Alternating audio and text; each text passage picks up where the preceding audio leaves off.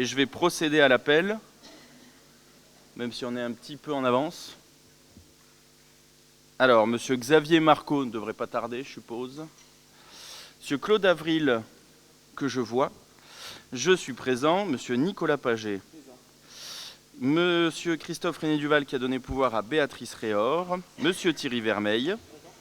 Béatrice Réor. Je l'ai vu, oui. Monsieur Jean-Pierre Fenouille, je vous ai vu aussi. Madame Alexandra Combon qui a donné pouvoir à monsieur Nicolas Paget. Corinne Martin qui a donné pouvoir à Jean-Pierre Fenouille. Xavier Moureau.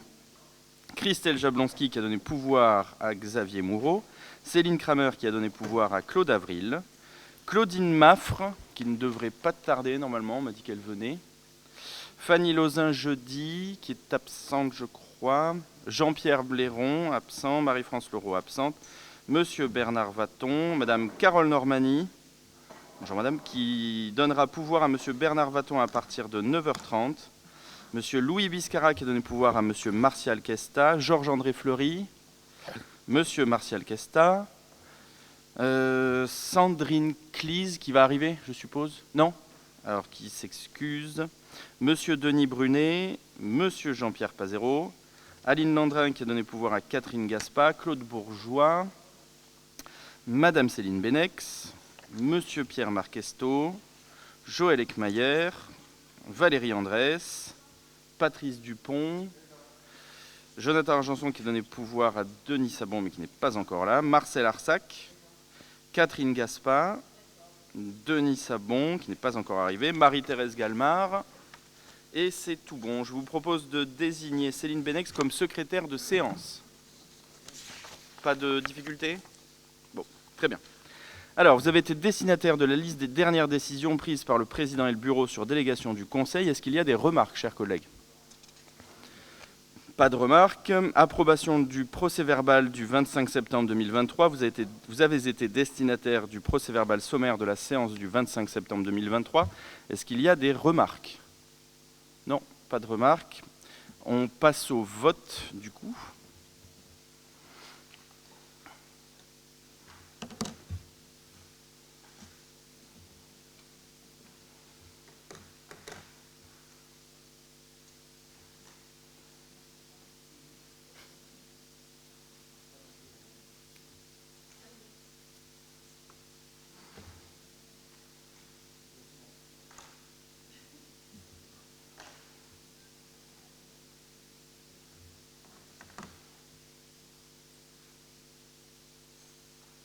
Corinne Martin qui c'est.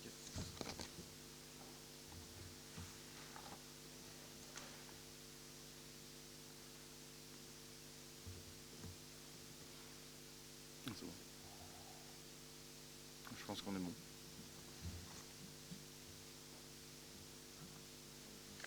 C'est les Denis, je ne les ai pas arrivé.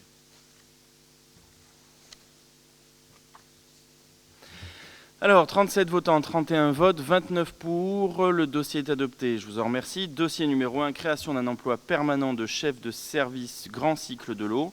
Donc il s'agit d'un poste qui était déjà occupé mais pour lequel l'agent s'en va. Et donc on stabilise le poste, donc qui consiste notamment à la conduite de projet, la montée des dossiers de subvention, les marchés publics, le suivi du contrôle administratif, technique et financier des marchés à bon de commande, le contrôle des délégations de services publics et toutes les suggestions que vous avez dans la délibération. Et il vous est donc demandé de créer cet emploi permanent dans le tableau des effectifs. Est-ce qu'il y a des questions ? Pas de questions, on passe au vote.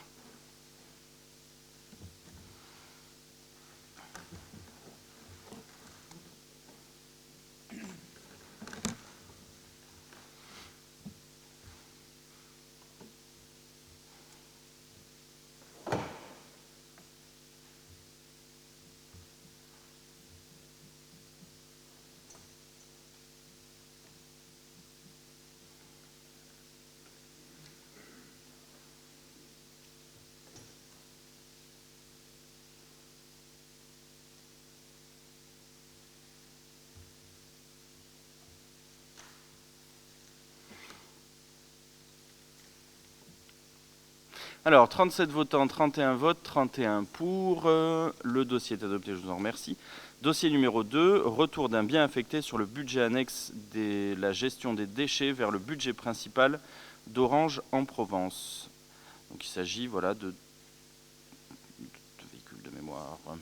Est-ce qu'il y a des questions? Oui, je vous en prie.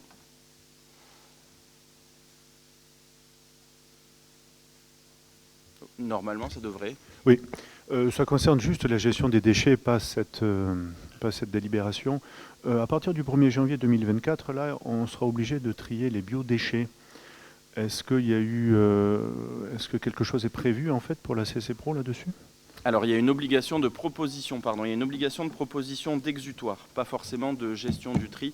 Donc effectivement, l'Interco et certaines communes l'ont déjà fait, je pense notamment à Courthézon, qui a été de proposer une participation pour la récupération de biocomposteurs. Donc on va faire pareil à la CCPRO, parce qu'on l'a vu, un certain nombre de communes ont carrément mis des colonnes de tri. Moi, je n'y suis pour l'instant pas favorable, d'une part parce que les exutoires ne sont pas prêts. On nous demande de faire du tri, mais on n'a pas d'issue de secours, si vous me passez l'expression. Et d'autre part, on est entre nous. Autant mettre des colonnes de biodéchets dans le nord de la France où il peut faire frais toute l'année, c'est une chose. Autant en Provence, avec les degrés qu'on peut avoir, mettre des colonnes de biodéchets dans nos centres-villes, en plus classés historiquement, ce qui est le cas des Français dans le Nord aussi, je ne dis pas le contraire, ça me paraît un peu délicat. Donc j'aimerais avoir un peu plus de visibilité de la part du législateur et du gouvernement sur le sujet, avant d'installer des colonnes comme ça. C'est fait sur d'autres intercos, mais où en plus les premiers chiffres qui reviennent, le rendement n'est pas bon. Je crois que ça se compte en quelques centaines de grammes dans le meilleur des cas, ce que à destination des privés, ce que les colonnes de biodéchets récupèrent. Donc c'est un très lourd investissement, donc je préfère qu'on propose un exutoire conformément à la loi, plutôt que, encore une fois, de se retrouver gros gens comme devant avec un législateur qui n'a pas prévu l'intégralité de la chaîne de gestion de ce déchet-là. Voilà. Oui, Madame Normani. Oui, je pense que votre approche, elle est un peu biaisée quand vous dites qu'il y a très peu de rendement. En fait, l'objectif, c'est quand même de réduire nos déchets ménagers, globaux, et donc la facture qui pèse sur le budget des déchets. Donc je vois que, je ne sais pas si vous abordez le problème par le bon angle. Oui, ça coûterait 2 fois plus cher de le gérer. C'est ce que je vous dis, la CCAOP a fait cette gestion-là. Il représente une centaine de grammes. Et encore une fois, je l'ai déjà dit ici, je ne suis pas soviétoïde, donc je ne rentre pas dans les méthodes de consommation des gens. Ça ne me regarde pas. Mais ça me paraît assez logique que vous soyez dans la droite ligne de ce que demande M. Macron. Les biodéchets, c'est l'alimentation. Je pense qu'on ne peut pas s'arrêter de manger quand même. Voilà, c'est exactement votre démarche là. Mais je ne rentrerai pas dans les... Vos arguments ne sont pas recevables. Mais ça ne m'intéresse pas que vous ne trouviez pas mes arguments recevables. Le président de la République que vous avez fait élire a mis en place un système où il ne propose pas d'exutoire. Soyez un petit peu poli, ça vous rendra peut-être un peu plus agréable. Voilà, encore une fois, le législateur et le président de la République que vous avez mis en place a fait quelque chose d'incomplet. Et c'est derrière à la charge des collectivités de le faire, comme toujours. Et nous, on va le faire dans le bon sens, en évitant que ça vienne encore gréver notre budget. On passe au vote ?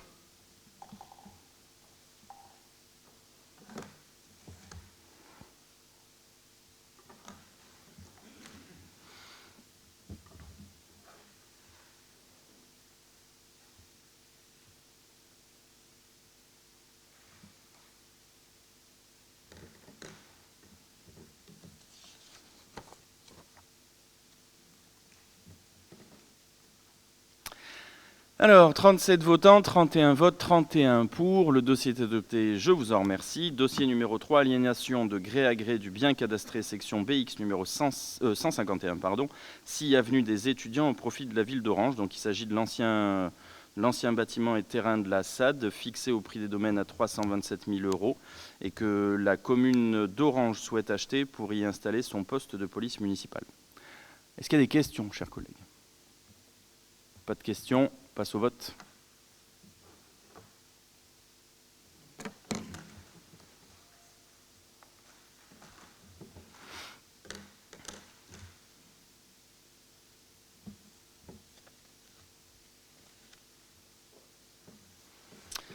Alors, 37 votants, 31 votes, 31 pour. Le dossier est adopté, je vous en remercie. Dossier suivant, je crois que c'est à toi, Nicolas. Merci, bonjour à toutes et à tous. Le dossier suivant concerne la décision modificative numéro 4 du budget principal. Quelques éléments d'explication. D'abord sur le fonctionnement qui s'équilibre en dépenses et en recettes à 21 000 euros. On enregistre 21 000 euros de recettes supplémentaires au chapitre 74. En dépenses de fonctionnement, on a 340 000 euros de mouvement. On réduit de 318 000 euros le virement à la section d'investissement, j'y reviendrai ensuite. Et on agrémente les différents chapitres. D'abord le chapitre 011 pour 65 000 euros liés à des augmentations de compte compte tenu de l'inflation qui nous frappe sur ces postes-là. Le chapitre 65 pour une révision de prix sur les prestations urbaines. Le chapitre 66 est un mouvement de compte à compte puisque nous avions mis sur le compte 62,88 et là nous transférons sur 66,88 et on agrémente le chapitre 22, dépenses imprévues pour 237 000 euros. En investissement, on a donc là en recette une baisse de 318 000 euros du virement entre sections qui est compensée par les 327 000 euros d'acquisition de terrain pour le poste de police d'Orange et une révision de moins 65 000 euros sur notre poste subvention. En dépenses, c'est des mouvements de compte à compte essentiellement, comme on l'a vu en commission des finances, entre les chapitres 20 et 21 essentiellement. Est-ce qu'il y a des questions, chers collègues? Non, on passe au vote.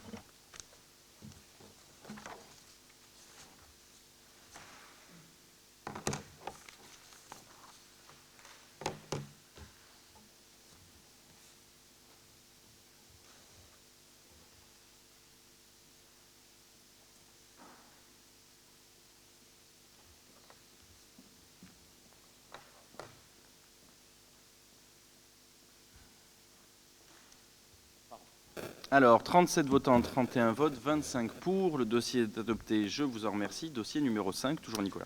Merci. Le dossier suivant concerne le règlement budgétaire et financier du Pays d'Orange en Provence. C'est propre à toutes nos collectivités locales en ce moment. Vous savez qu'on doit passer de la réglementation de la nomenclature M14 à la nomenclature M57. Et donc ce règlement budgétaire et financier vient synthétiser toutes nos démarches budgétaires et financières dans l'exercice de nos fonctions. Est-ce qu'il y a des questions, chers collègues? Non, on passe au vote.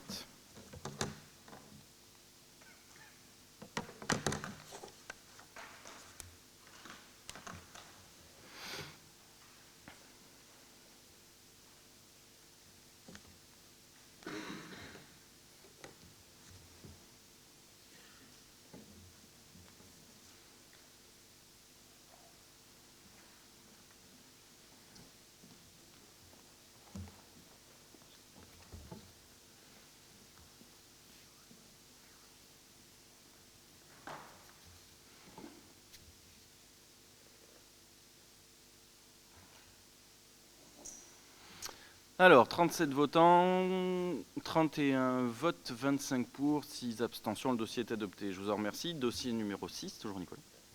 Merci. Il s'agit de l'actualisation des autorisations de programme et crédits de paiement. Donc vous le savez, les APCP sont notre feuille de route en matière d'investissement long terme et on prend une délibération qui est somme toute facultative pour mettre à jour les éléments financiers tant en dépenses qu'en recettes. C'est le cas à nouveau aujourd'hui avec une mise à jour de ces APCP et notamment la requalification du boulevard d'Aladier avec le fonds de concours d'Orange qui apparaît donc en recettes. Est-ce qu'il y a des questions, chers collègues? Oui, Madame Normani. Oui, tout d'abord, je voudrais remercier M. Albert Jourdan qui a bien voulu nous recevoir jusqu'à 20h30 l'autre soir pour nous présenter les différentes factures. Nous avons quand même demandé à consulter l'appel d'offres qu'il manquait dans les documents. Et nous avons demandé des explications sur 2 points en particulier. Le premier, c'est sur le budget de revêtement qui, a priori, n'était facturé qu'à 35%. Donc on ne comprenait pas, alors que la majeure partie avait été réalisée de l'ouvrage, pourquoi c'était facturé qu'à 35%. Et d'autre part, le budget platelage. Donc il est inscrit une 2e tranche et nous voudrions avoir des précisions sur ce à quoi elle correspond. Et également, il y a un coût de structure qui est inscrit de 624 500 € donc sur la 2e tranche, mais qui n'est pas pris dans le décompte total. Donc en fait, on voulait avoir des précisions sur ce montant. Tout ça, bien sûr, parce que le montant global de cet investissement pour le platelage nous semble inconsidéré. Je me demande comment justifier une telle dépense, 1,5 million pour 200 mètres linéaires environ. Je ne comprends pas. Nous notons d'ailleurs en parallèle le budget alloué aux espaces verts de 70 000 €. Donc vous voyez le deux poids, deux mesures, entre 200 mètres linéaires de platelage et le budget consacré aux espaces verts. Donc voilà, où sont les compensations, comment vont venir les compensations de l'arrachage des platanes. Et également quelque chose qui nous interpelle sur le budget global de ce platelage, parce qu'on a un budget dans le document qu'on a consulté qui est annoncé à 1,3 million et nous avons un budget facturé de 781 et un budget à facturer de 768 000, ce qui fait un total de 1 550 000. Donc il y a un écart de 231 000. Donc voilà, il y a des choses qui nous interpellent sur ce budget qui, à mon avis, a été décidé trop rapidement, qui n'a pas su être abandonné vu l'ampleur du montant de l'investissement. Voilà, je trouve que c'est un mauvais choix et qui va peser encore sur les finances de la CCPRO et qui ne permettra peut-être pas de faire les investissements peut-être sur les biodéchets, sur les replantations, sur la protection des espaces verts, qui à mon avis est un aspect important vu le nombre d'arbres qui ont été arrachés. Je pense qu'il est temps de se préoccuper un peu plus de la qualité de l'environnement dans lequel nous allons vivre. D'autre part, je voudrais rajouter sur cette demande de l'appel d'offres de Daladier celui des courèges pour effectivement pouvoir suivre le dossier, puisque les appels d'offres disparaissent dans les APCP. Donc pour pouvoir suivre l'évolution des dossiers, est-ce que vous pourriez nous redonner le détail des appels d'offres de ces deux marchés, s'il vous plaît? Bon, je vous remercie. Plusieurs choses. La première, c'est que ça fait plusieurs mois que vous nous demandez des factures qui vous ont été effectivement transmises. Alors moi, je veux bien que vous ne me croyez pas, hein, j'ai qu'un bac plus 4 en droit, mais quand vous avez quand même des ingénieurs, des techniciens supérieurs, des gens qui vous expliquent que ça se passe comme ça se passe, ou que ça a le montant que ça doit avoir parce qu'il y a des suggestions particulières, je veux bien que vous ne me croyiez pas moi, mais vous pourriez les croire eux, parce que c'est leur métier, et je crois que vu le travail qui est fait à Orange, ils le font plutôt bien. Moi, je serais inquiet plutôt, j'allais dire, si au prix des espaces verts, on avait dépassé le montant de 70 000 €, parce que si on s'en était mis pour un demi-million d'euros d'espaces verts au prix de l'arbre, je serais un peu inquiet. Je pense qu'on est plutôt sur le bon montant des dépenses. Après, sur les suggestions qui sont relatives à... Enfin, c'est quand même assez courant. Ce qui nous a été demandé pour des questions de sécurisation sur le patelage, ça a été de faire des micro-pieux de 16 mètres de profondeur tous les mètres. Ce n'était pas le projet initial. Mais ça, après, que vous le contestiez, j'allais dire, c'est pas à moi de faire votre tutorat de l'opposition. Que vous le contestiez, c'est une chose. Que vous trouviez personnellement que ce soit moche, c'en est une autre. Que moi, je n'ai que des félicitations par rapport à ce qui est une entrée de ville et qui était attendu, c'est tout ce qui m'intéresse. Et après, je ne m'attends pas à ce que vous me fassiez des satisfecit. Sinon, ça voudrait dire que vous n'auriez plus de raison d'exister. Or, vous avez besoin de justifier votre légitimité politique. Voilà. Après, quant à ce qui concerne les espaces verts, quand autant de villes auront verdi comme on a fait nous à Orange, que ce soit mes collègues de Carpentras ou de Cavaillon, quand on voit tout ce qui a été planté, quand on voit qu'on est largement en dessus de la moyenne, vous savez, je ne suis pas très inquiet. Bon. Et d'autre part, encore une fois, je vous le dis, vous pouvez faire du bruit avec la bouche sur les plantations ou les arrachages, mais nous n'avons que des félicitations des gens qui sont les riverains, ce qui est le plus important. Que vous, qui habitez à Camaret, vous trouviez ça pas bien, ça c'est votre choix, ça vous regarde, mais les Orangeois sont satisfaits, moi c'est tout ce qui compte. On passe au vote ?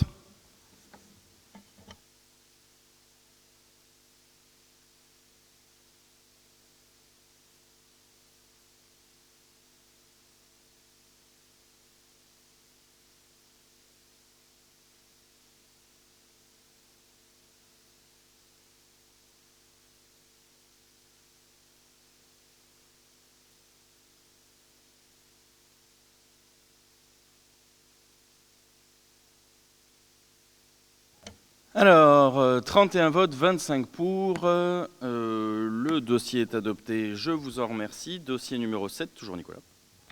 Merci. Le dossier suivant concerne la décision modificative numéro 2 du budget annexe de l'eau, avec en exploitation une décision qui s'équilibre à 59 000 euros, quelques éléments d'explication, des recettes complémentaires, à la fois sur des frais de contrôle pour 8 000 euros, 17 000 euros pour des redevances complémentaires et puis 33 000 euros sur des mandats qui avaient été annulés et qui sont réimputés dans le cadre de demandes de subventions auprès du conseil départemental pour le captage des 9 fonds à Courthézon.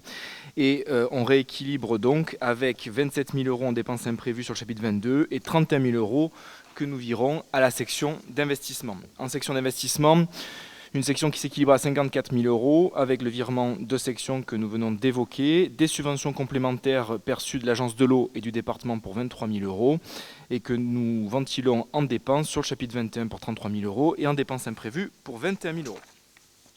Est-ce qu'il y a des questions, chers collègues? Non. On passe au vote.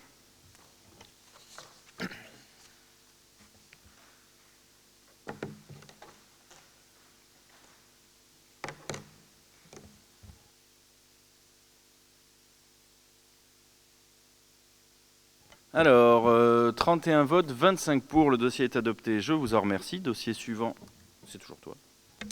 Merci. Décision modificative numéro 2 du budget annexe assainissement, un budget somme toute important sur notre exercice budgétaire compte tenu des 2 steps en cours de réalisation et de finalisation, mais une décision modificative particulièrement modérée avec un mouvement de chapitre à chapitre du 23 au 21 en investissement pour 1 900 euros, de manière à ce que nous puissions arriver au bout de nos investissements. Est-ce qu'il y a des questions? On passe au vote.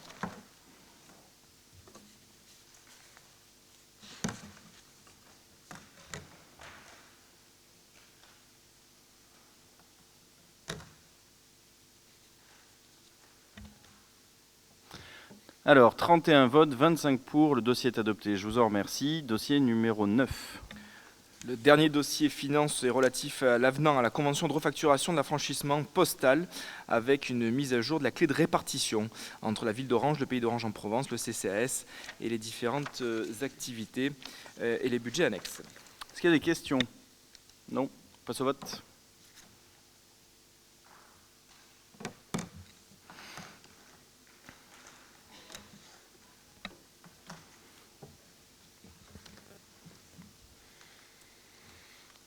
Alors, 31 votes, 25 pour, le dossier est adopté. Je vous en remercie. Dossier numéro 10, Monsieur Vermeil. Merci, Président. Bien, attribution de subventions à 3F Sud, production de logements locatifs sociaux. Programme à l'Orangerie, avenue 18 juin 40 à Orange. Donc ça se situe derrière l'Intermarché Centre. Le 3F Sud sollicitant une participation financière pour l'acquisition en VFA de 19 logements locatifs sociaux. Cette opération de 19 logements locatifs sociaux seront financés à l'aide de prêts PLUS 10, PLAI 8, PLAI-A 2 et PLS 1. L'investissement prévisionnel du bailleur se monte à près de 2 920 690 €, dont 10% de fonds propres. En contrepartie de cette subvention, au moins un logement sera réservé à la CCPOP. La subvention s'élève à un montant de 16 400 € correspondant à 13 300 € de subvention de base pour les 19 logements et 3 100 € de majoration de la subvention. Il est donc demandé au Conseil communautaire d'accorder à 3F Sud une subvention de 16 400 € pour l'acquisition en VFA de 19 logements locatifs sociaux. De préciser que cette subvention est conditionnée par un droit de réservation d'au moins un logement et de préciser qu'en cas de non-réalisation, de réalisation partielle de l'opération ou de réalisation non conforme à l'objet de l'opération, la présente décision sera annulée et que le montant des éventuels acomptes sera reversé par le bénéficiaire de la présente décision. Voilà. Est-ce qu'il y a des questions, chers collègues? Non. On passe au vote.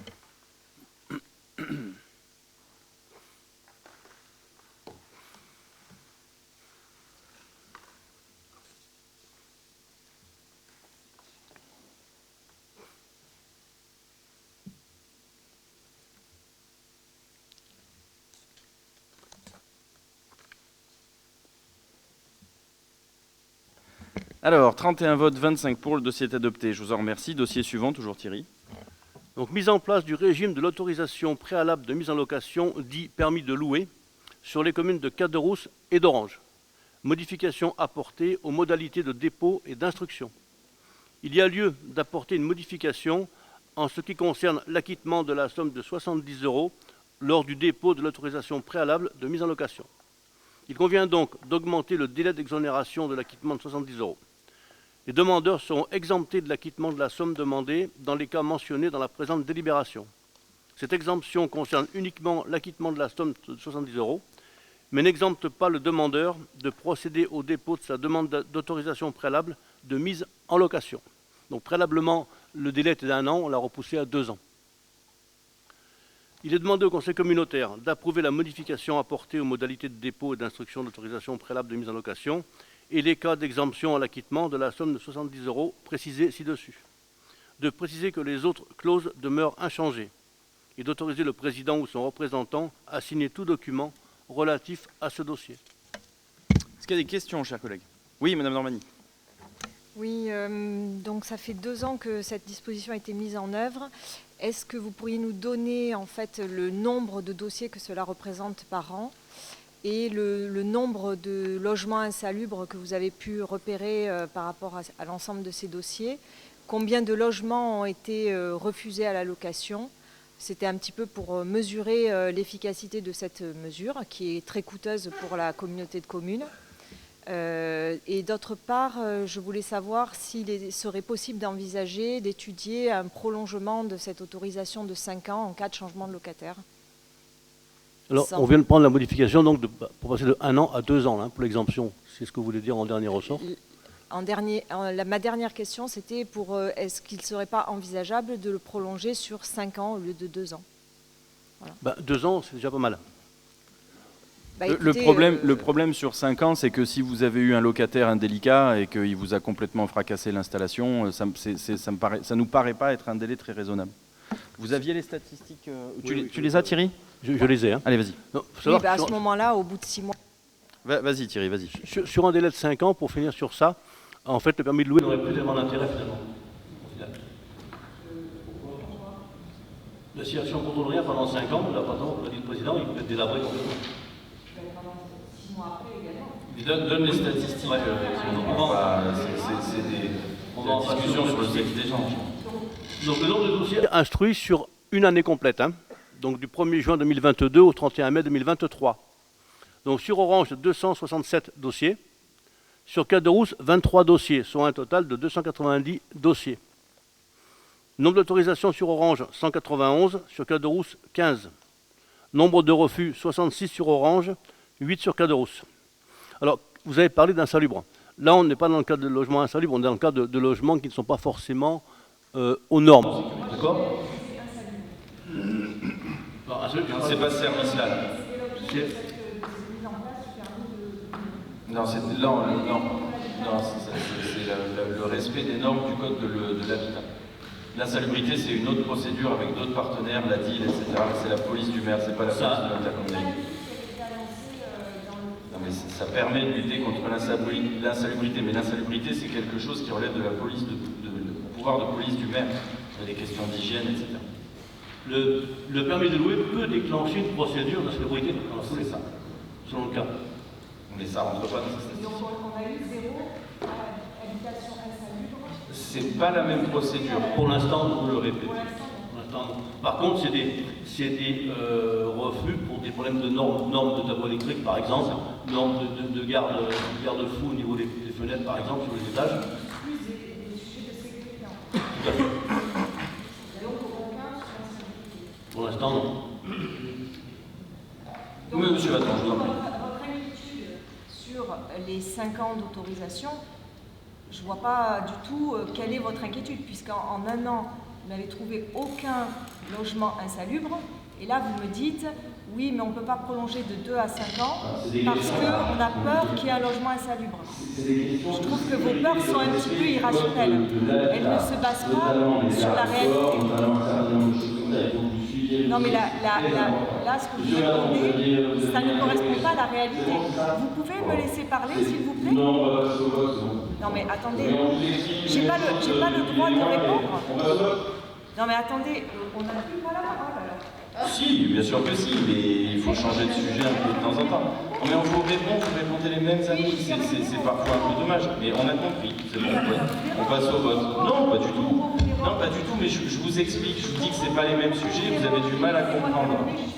Mais non, parce que à chaque, mais vous inquiétez pas, à chaque fois que vous terminez, moi j'aimerais que vous puissiez suivre tous les sujets, parce que vous aviez dit que vous devez partir dans 1 minute, donc je fais ça pour vous, pour qu'on puisse traiter le plus de sujets possible.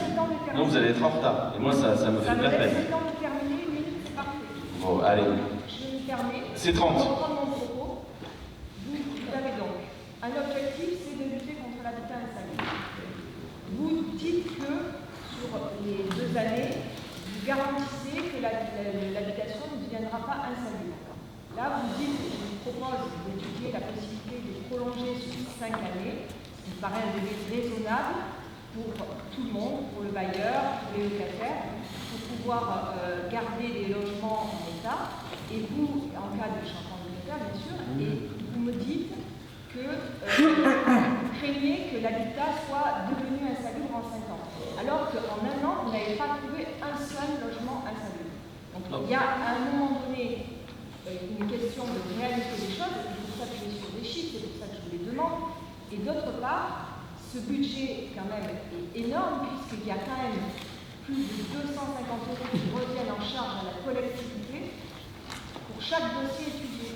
Donc je pense que, au vu de ces deux injonctions contradictoires, je pense qu'il serait préférable, pour un bon équilibre, pour protéger d'un côté les locataires, ne pas assassiner les propriétaires et pour gérer les budgets des finances de la communauté de communes de façon équilibrée, je trouve qu'il serait pertinent d'étudier un allongement de 5 ans de cette période d'autorisation. Je vous remercie, je m'excuse. On passe au vote? Ah non, tu veux... Vas-y. Moi, j'ai parlé de dégradation, pas parlé d'insalubrité. J'ai parlé de dégradation. Un logement peut être dégradé sans forcément être insalubre. Allez, on est foufou, on passe au vote.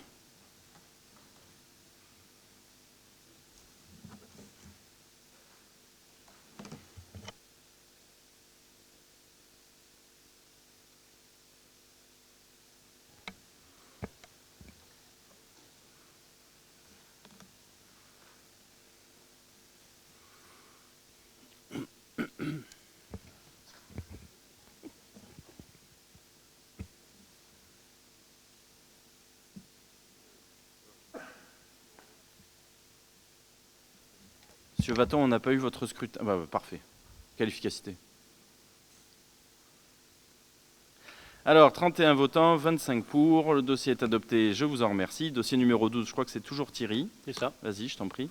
Donc, Agence d'urbanisme Rhône-Avignon-Vaucluse, rapport d'activité 2022. Donc, l'ORAV, vous l'aurez compris.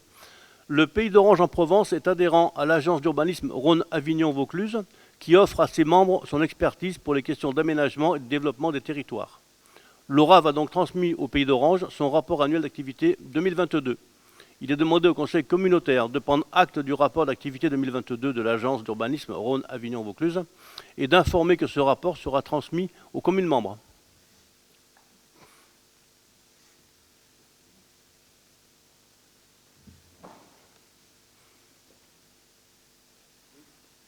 Effectivement, merci Claude.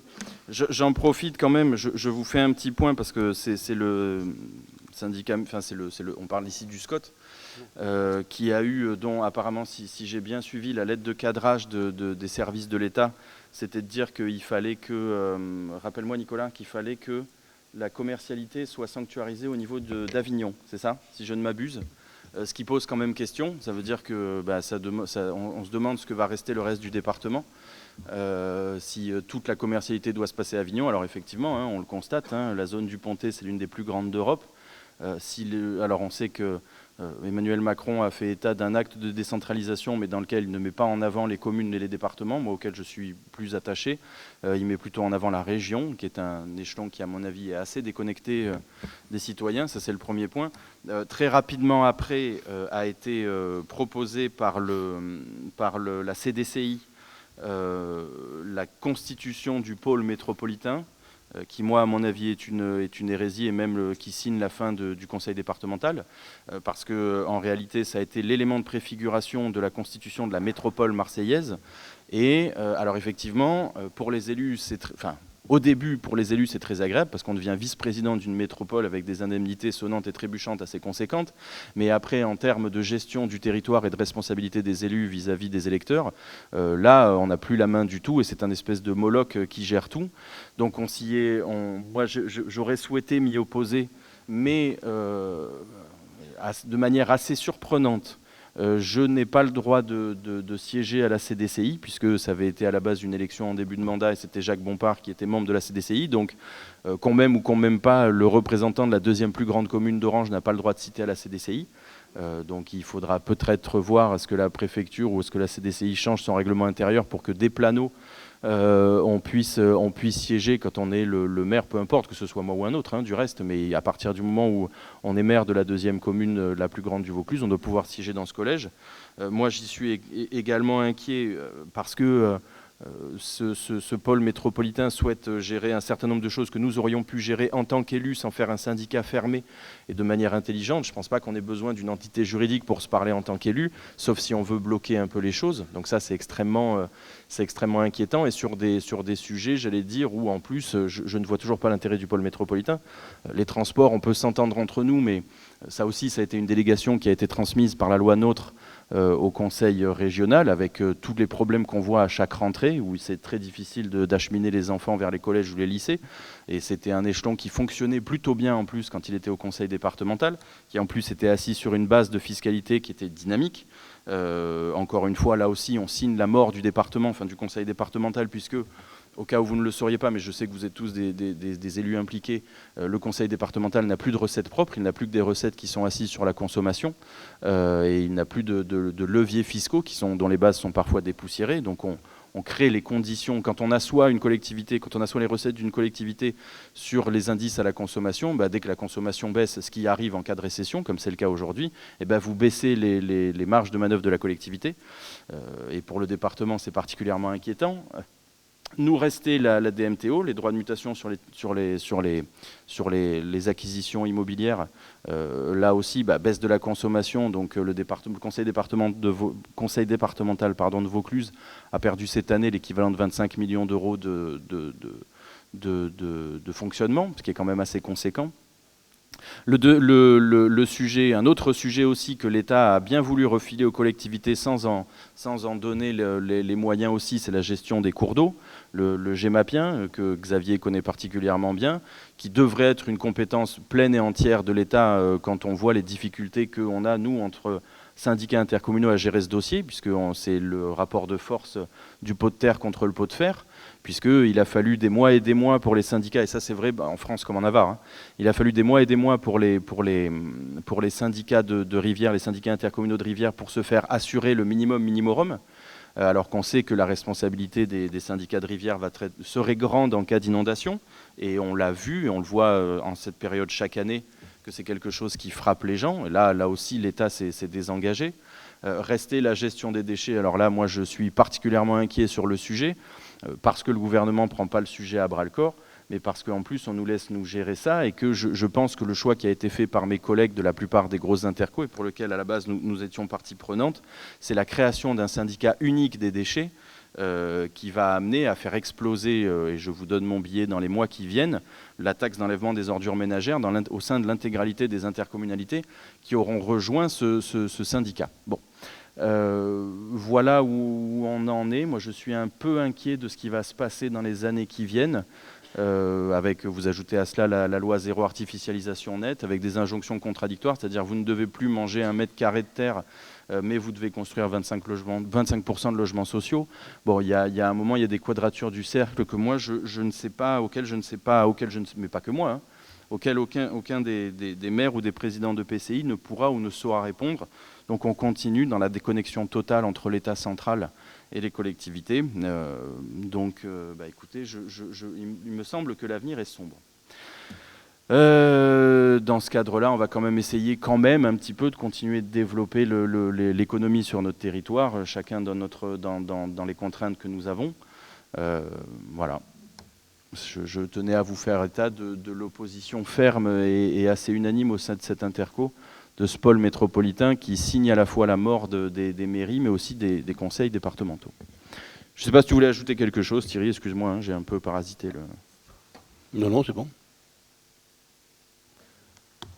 Il y a des questions, pardon, excusez-moi, j'étais un peu long, mais ça me semblait important, comme ça a fait la une de l'actualité. Non? Bon, ok. C'est quoi, c'est une prise d'acte? Non, on prend acte, oui. Ok. Vous avez tous pris acte? Ok, on a tous pris acte. Il y en a un autre, Thierry? Oui. Xavier? Thierry, tu en as un autre? Oui. Allez, suivant. Donc, le dossier numéro 13, syndicat mixte du bassin de vie d'Avignon, donc le SCOT, vous l'aurez compris, rapport d'activité 2022. Le syndicat mixte pour le SCOT du bassin de vie d'Avignon a transmis au Pays d'Orange son rapport d'activité 2022, en vue de le porter à la connaissance du Conseil communautaire. Alors, vous l'aurez compris, hein, d'après ce que vient de dire le Président, 2023 était une grande année consacrée au SCOT, 2024 le sera encore énormément, puisque donc c'est le sujet de l'actualité actuelle.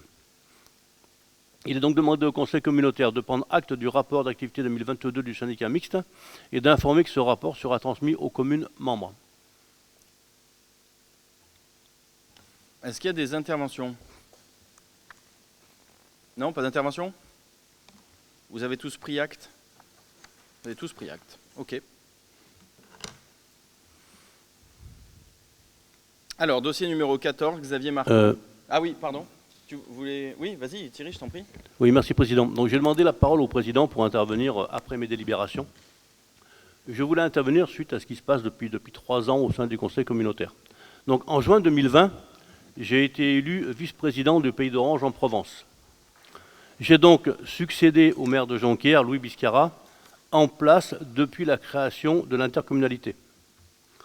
Mon élection a déclenché des réactions et des déclarations rocambolesques dans la presse locale de la part de mon prédécesseur. Mais il faut savoir que depuis juin 2020, des débats houleux sur les sujets de l'intercommunalité ont lieu au sein du conseil municipal de Jonquière, alors que le maire Louis Biscara et ses élus communautaires ne prennent jamais la parole et restent dans un silence religieux au sein du conseil communautaire. Il est également important de noter que le maire refuse de me recevoir pour évoquer les sujets concernant ma délégation. Dès mon élection, j'ai pris connaissance de l'héritage de mon prédécesseur qui était loin d'être glorieux sur le plan financier. En effet, depuis 2016, la commune de Jonquière présente une situation financière en déséquilibre avec des dépenses de fonctionnement bien supérieures aux recettes. Pour l'année 2016, 188 690 € de déficit couverts par le budget de l'intercommunalité. Pour autant, la commune a perçu de l'intercommunalité une attribution de compensation de 510 095 € et une enveloppe travaux de 165 762 €, soit une enveloppe totale de 864 547 €. Depuis 2016, l'écart entre les recettes et les coûts de fonctionnement augmente chaque année. Cela pose question. Situation de l'année 2020 exposée dans le rapport du cabinet Finance Consult qui a été à l'époque présenté en conseil communautaire. Situation de Jonquière. Apport de recettes 2 184 474 €. Dépenses de fonctionnement 2 574 645 €. Différence moins 390 171 € couverts par le budget de l'intercommunalité. Somme qui continue à augmenter à ce jour. Pour autant, la commune a perçu de l'interco son attribution de compensation égale à 510 095 €, soit une enveloppe totale de 900 266 € pour l'interco. Concernant l'enveloppe travaux, elle a été supprimée pour les 5 communes en 2020. Il appartient donc aux communes de présenter leur projet au travers d'un PPI, plan particulier d'investissement, à l'interco avec un fonds de concours financier et ils seront intégrés au budget en fonction des possibilités budgétaires. En juillet 2020, début de mon mandat actuel de vice-président, il m'a été communiqué ces éléments budgétaires inquiétants et qui surtout m'ont laissé dubitatif. Lors de la première réunion du bureau communautaire, Il m'a clairement été expliqué que les autres communes en avaient assez de payer pour Jonquière. Il faut savoir que depuis 2016, jamais le maire de Jonquière n'a partagé ces éléments pourtant très importants avec les élus de la commune. Après avoir questionné les adjoints du mandat précédent, il n'avait a priori jamais été informé des difficultés financières de la commune au sein de l'Interco. Encore une fois, cela pose question. En conseil municipal à Jonquière, je me fais prendre à partie par le maire et sa majorité, me reprochant que rien ne se passe à Jonquière concernant les travaux et que je ne défends pas la commune. Alors vous l'aurez compris, il est compliqué d'obtenir des investissements conséquents sur Jonquière lorsque la situation est celle que je viens de vous exposer et que le premier courrier de demande de travaux signé du maire est arrivé à l'Interco qu'en mai 2023, c'est-à-dire il y a quelques mois en arrière. En 5 ans, la commune a perçu pratiquement 3 millions d'euros d'attribution de compensation et d'enveloppe travaux, auxquels il faut ajouter la couverture des déficits de chaque année s'élevant à environ 1 250 000 euros, soit un total d'environ 4 250 000 euros. On parle pour les 5 années précédentes. Pour autant, eh bien, le maire et sa majorité se considèrent être les oubliés de l'Interco.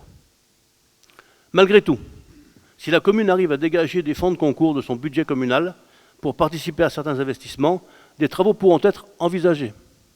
Voilà, je tenais à vous faire part de mon analyse et de ce que je vis depuis donc les 3 années qui viennent de s'écouler. Merci de votre attention. Oui, je vous en prie,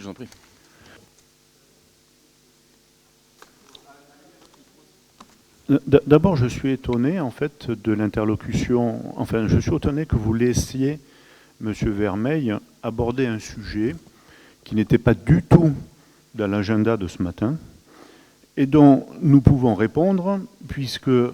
Vermeil a bien préparé son sujet, mais nous n'avons pas préparé notre réponse. Donc il y a un certain déséquilibre là qui me gêne vis-à-vis de ça, puisque ce n'était pas du tout le sujet de ce matin. Deuxième remarque, je vois bien que depuis 3 ans, M. Vermeil n'a toujours rien compris donc, aux finances de Jonquière. Il y a un pacte financier qui est fait, c'est vrai. À partir de là, donc, Jonquière bénéficie d'attributions de compensation de ce pacte financier qui date de mémoire depuis 2016. On n'a pas remis en question ce pacte financier, il n'a pas été remis en question. Il n'y a pas de nouveau pacte financier qui a été proposé, si je me souviens bien. Donc je ne vois pas pourquoi on revient encore là-dessus sur les attributions de compensation que bénéficie Jonquière.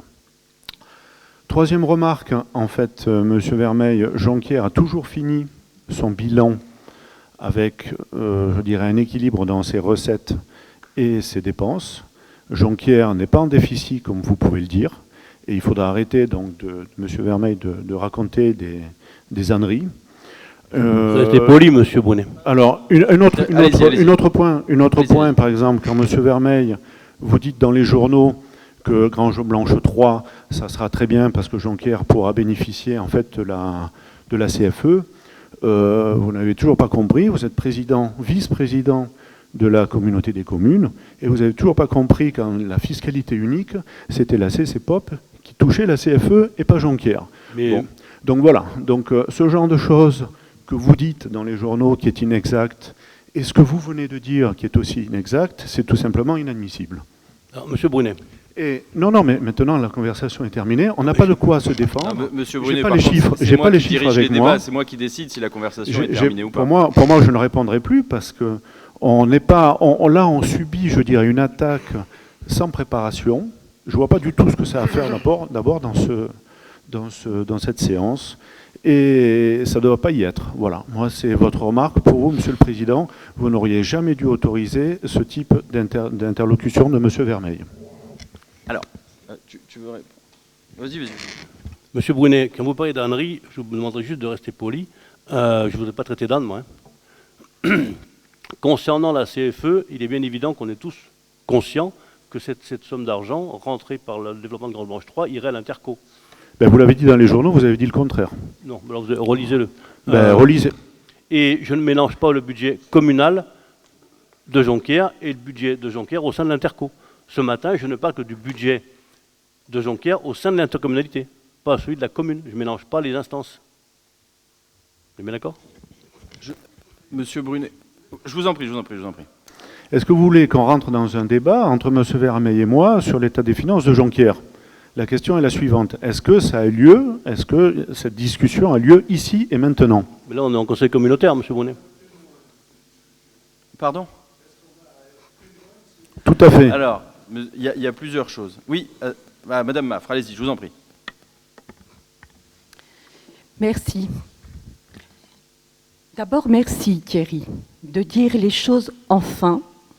Nous en avons souvent parlé et je suis désolée, Monsieur Brunet, je vous l'ai déjà dit aussi. Excusez-moi, je veux excuser la ville de Jonquière de ce débat qui a lieu parce qu'il s'agit d'un débat et il a lieu en conseil communautaire parce qu'effectivement, ça concerne la relation entre la communauté de communes et la ville de Jonquière. Donc oui, Monsieur Brunet, ce débat est totalement légitime, quel que soit le moment, ça aurait pu être en questions diverses. Mais à ce titre, encore une fois, je remercie Thierry Vermeil. On en a souvent parlé parce qu'il faut que les choses soient dites une bonne fois pour toutes, parce que l'on ment aux Jonquiérois et que ça, c'est absolument inacceptable. C'est vous qui leur mentez, Madame Maffre. Monsieur Brunet, je Encore ne une vous ai fois, pas interrompu. je C'est vous une rappelle, Monsieur le fâcheuse Président, habitude. Monsieur le Président, je vous interpelle. Monsieur Brunet, le débat étant ouvert, le débat... Alors, je vais en profiter pour répondre. Il y a plusieurs choses. Vous avez vu un peu comment j'essaye de mener les débats, c'est-à-dire que j'essaye de laisser la parole, sauf quand on répète 25 000 fois les mêmes choses, j'essaye de laisser la parole la plus libre et la plus élargie possible, parce qu'effectivement, c'est une assemblée démocratique, et donc il peut arriver qu'il y ait des sujets qui débordent. C'est arrivé très souvent, et de la part d'Orange, et parfois je le regrette parce que c'est des bis repetita du conseil municipal, mais ça arrive. Vous me dites le sujet n'avait pas lieu d'être, c'était pas à l'ordre du jour. Je donne l'exemple de votre première intervention.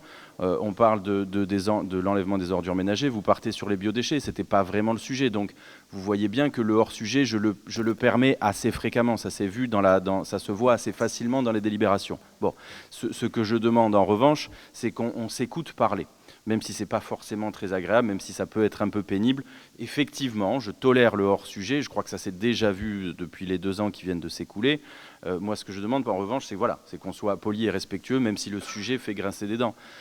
Après, effectivement, je comprends le mécontentement de nos collègues de Courthézon, par exemple, ou peut-être de certains de mes collègues d'Orange. Peut-être, effectivement, vaudra-t-il mieux à l'avenir que ça fasse l'objet d'une question diverse, qui pourrait donner lieu à un échange, mais ça ne me paraît pas incongru parce que c'est un sujet qui revient. Et après, c'est de notre rôle aussi, encore une fois, c'est ce que je vous dis. Vous me questionnez sur les biodéchets, j'ai pas forcément préparé le sujet, mais il en va de ma responsabilité d'être à peu près, quand je le peux, et j'essaye de l'être le plus souvent, dans la possibilité de répondre aux questions qui concernent le pouvoir que j'ai, enfin la responsabilité que j'ai. Voilà. Ça, c'est le premier point. Alors, je me permets quand même de vous répondre. Enfin, je ne sais pas, vous aviez fini, Madame Maff, peut-être? Ça, c'est sur le point initial, j'y reviendrai éventuellement. Allez-y, je vous en prie. Je n'ai pas terminé, mais si vous le souhaitez, on pourra y revenir en questions diverses. Allez-y, non, mais finissons. Je vais faire très court. Je ne me doute pas qu'on y reviendra à l'avenir.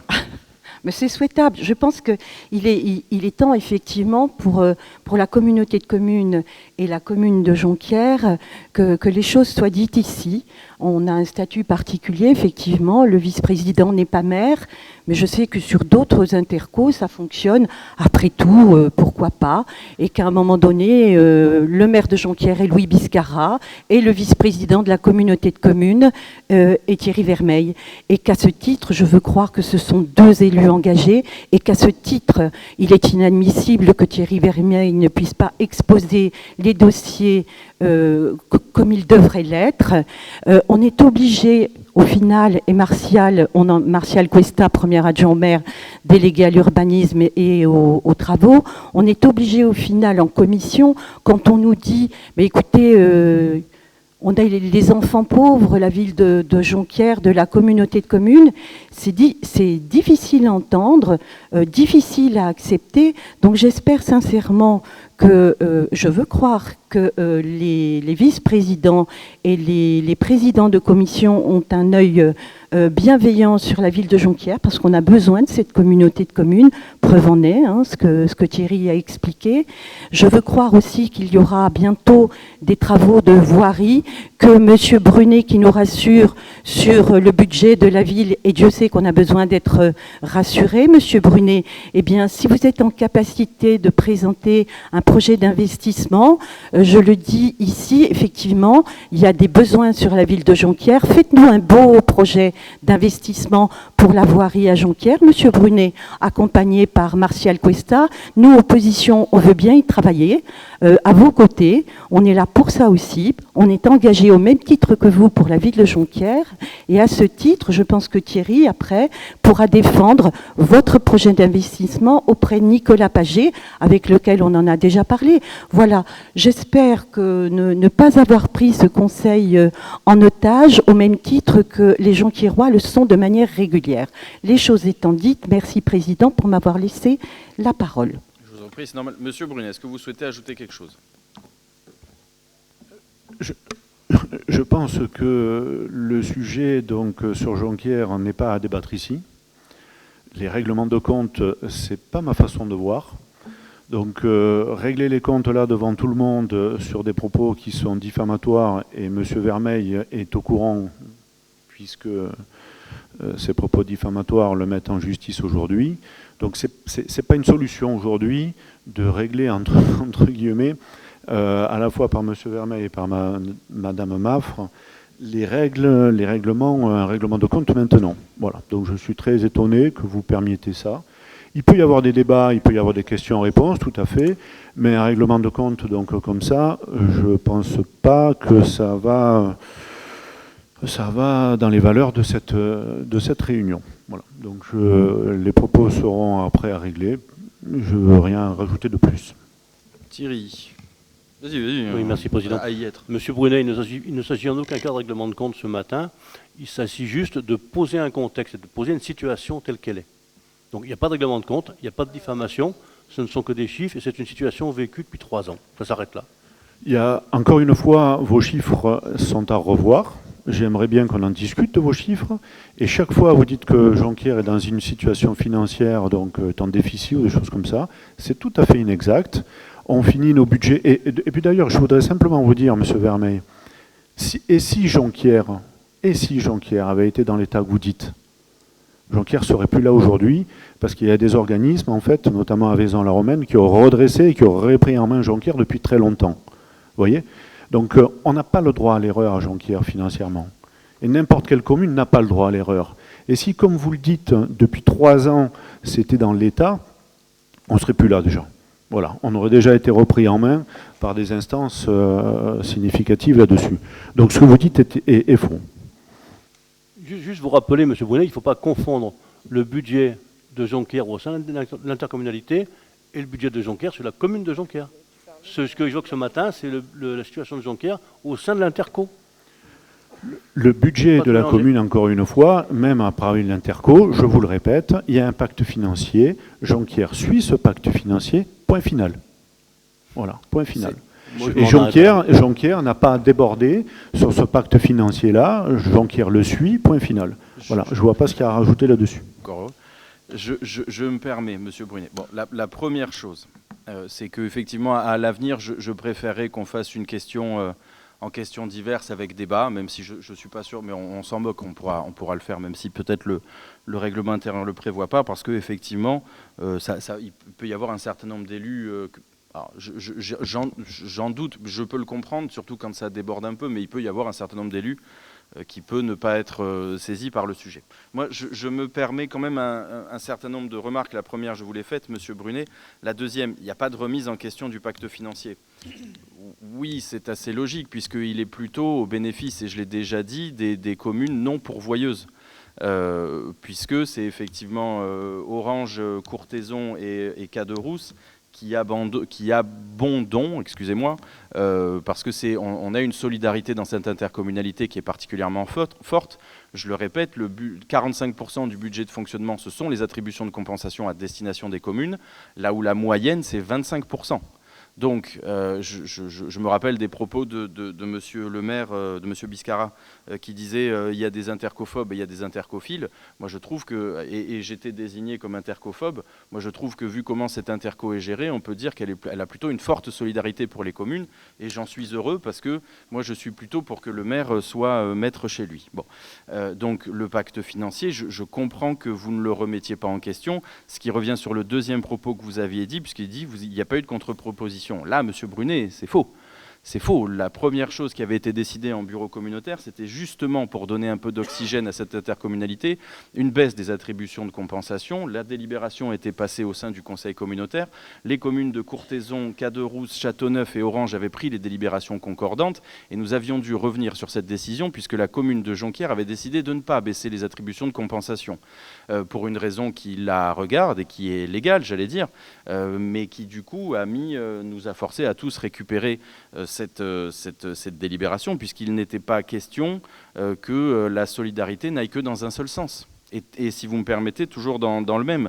Et le motif, c'était de dire, oui, non, mais il n'y a pas eu la CLECT. Ça a été vos propos. Donc on avait réuni la CLECT. Les travaux qui avaient eu lieu, effectivement, de la part du cabinet Finance Consult nous avaient été retranscrits de manière assez détaillée. Madame Normani, à l'époque, alors je veux pas, elle n'est pas là, donc elle ne pourra pas répondre, mais à l'époque, expliquait qu'on racontait n'importe quoi, que ce n'était pas vrai ce qu'on disait. C'était un petit peu la position de Jonquière, et puis il s'est avéré qu'effectivement, comme je l'ai dit tout à l'heure, la solidarité est particulièrement exceptionnelle dans cette interco, puisque, effectivement, entre ce que, excusez-moi la vulgarité, mais entre ce que coûte Jonquière ou les calculs qui auraient dû être faits initialement au sein de la CCPROA à l'époque et les attributions de compensation qui a eu lieu, en fait c'est entre 1,4 million et 1,5 million dont bénéficie Jonquière, entre ce que l'interco, si vous me passez l'expression, la dette passe sur les attributions de compensation, sur ce que coûte le service, et sur effectivement, comme l'a dit Thierry, ces 500 ou 600 000 euros qui sont abondés dans les attributions de compensation. Donc il y a eu des contre-propositions qui ont été faites, qui n'ont pas été suivies par Jonquière.